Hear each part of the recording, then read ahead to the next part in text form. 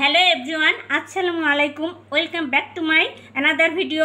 কথা বৈচিত্র্য থেকে আপনাদেরকে অনেক অনেক প্রীতি ও শুভেচ্ছা। আজ আমি একটি গ্রাম বাংলার নানি দাদি মা বোন ভাবিদের রান্না নিয়ে এলাম। সেটা হচ্ছে চিংড়ি মাছের মালাইকারি। চিংড়ি মাছের মালাইকারিটার জন্য আমি যে সমস্ত উপকরণ নিয়েছি এগুলো আপনাদের সামনে দেখালাম।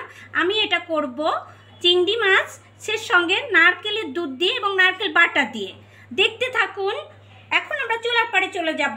গাইজ, আমি ইন্ডাকশনে কড়াইটা বসিয়ে দিয়েছি। আমার কড়াইটা গরম হয়ে গেছে। এখন আমি তেল দিয়ে দিব আর চিংড়ি মাছগুলো ভেজে নিব।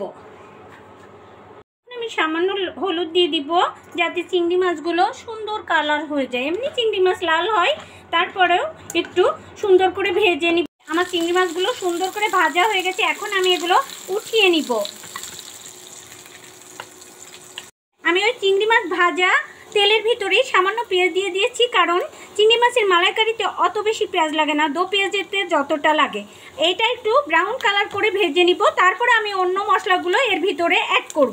আমি দিয়ে দিব কিছুটা নারকেল বাটা, তারপরে দিয়ে দিব জিরা এলাচ দারচিনি বাটা, তারপরে দিয়ে দিব পেঁয়াজ বাটা, তারপরে দিয়ে দিব রসুন বাটা, তারপরে দিয়ে দিব কাঁচা লঙ্কা বাটা, তারপরে দিয়ে দিব শুকনো লঙ্কা বাটা। আমি এটা গুঁড়া ইউজ করব না, আমি সম্পূর্ণটাই বেটে নিয়েছি মশলা। আর এর পর্যায়ে দিয়ে দিব হলুদ গুঁড়া এবং 1 চামচ লবণ। আমি সবগুলোই 1 চামচ করে দিয়েছি। পরবর্তীতে লাগলে আবার দিব টেস্ট অনুযায়ী। এটা আমি একটু সময় কষিয়ে নিব। সেই পর্যন্ত আমার সঙ্গে থাকুন আর আমার ভিডিওটাকে দেখুন, পুড়ে না যায়। সেই জন্য সামান্য অল্প পানি দিয়ে দিব। তেল বেরোনো পর্যন্ত অপেক্ষা করব। সেই পর্যন্ত আপনারা আমার সঙ্গেই থাকুন। এই দেখুন আমার মশলাটাই কত সুন্দর তেল ছেড়ে দিয়েছে। এখন আমি ভাজা মাছগুলো এর ভিতরে দিয়ে আর একটু কষিয়ে নিব। দেখুন, এই দেখুন কতটা সুন্দর গ্রেভিটা, কতটা সুন্দর হয়েছে। গাইজ, আপনারা এভাবে বাড়িতে বা বাসায় বানিয়ে দেখবেন, আপনাদেরও অনেক অনেক ভালো লাগবে। আর এই খাবারটা বিশ্বের প্রতিটা মানুষের কাছে অত্যন্ত জনপ্রিয়। যদিও এটা গ্রাম বাংলার রান্না, তবুও বিশ্বের প্রতিটা মানুষ চিংড়ি মাছ খেতে ভীষণ পছন্দ করে। এই পর্যায়ে আমরা চিংড়ি মাছের মালাইকারির ভিতরে অ্যাড করব দুধ। এটা হচ্ছে নারকেলের দুধ। এটা দিয়ে আমরা কিছুক্ষণ রান্না করব।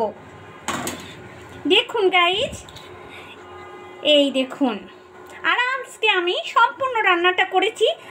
আমি এটা রান্না করেছি সম্পূর্ণ বাটা মশলা দিয়ে, পাটাই বেটে নিয়েছি, কোনো মিক্সি ব্যবহার করিনি।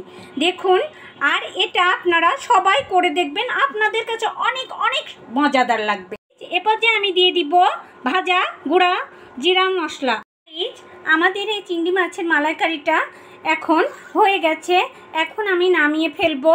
গাইজ, এই রান্নাটা শুধু আমি গ্রাম বাংলার মা বোনদেরই দেখিনি, নানি দাদিদেরই দেখিনি, আমি আরও দেখেছি কোরিয়ান, জাপানিরা এভাবে রান্না করে, ভারতীয়রাও এভাবে রান্না করে। আপনারাও সবাই আমার মতো করে রান্না করবেন। আমি এখন নামিয়ে নিচ্ছি। সেই পর্যন্ত আমার সঙ্গে থাকুন আর আমার চ্যানেলটাকে সাবস্ক্রাইব করুন। এই যে আমার চিংড়ি মাছের মালাইকারিটা রেডি হয়ে গেছে। এই দেখুন গ্রেভিটা কতটা ঘন হয়েছে। আপনারাও এভাবে বাসায় বাড়িতে ট্রাই করবেন, আপনাদের কাছেও অনেক সহজেই রান্নাটা হয়ে যাবে। আর সেই সঙ্গে আমি নতুন, আমার চ্যানেলটাকে অবশ্যই সাবস্ক্রাইব করে দিবেন আর আমার ভিডিওটাকে লাইক করবেন আর আমার ভিডিওটাকে দেখবেন প্লিজ। আর আমার সেই সঙ্গে কথা বৈচিত্র্য পেজ ফলো করবেন এবং লাইক করে দিবেন। আর নতুন নতুন ভিডিও নিয়ে আপনাদের সামনে আবার হাজির হব সেই প্রত্যাশায় আজকের মতো বিদায়। আল্লাহ হাফেজ।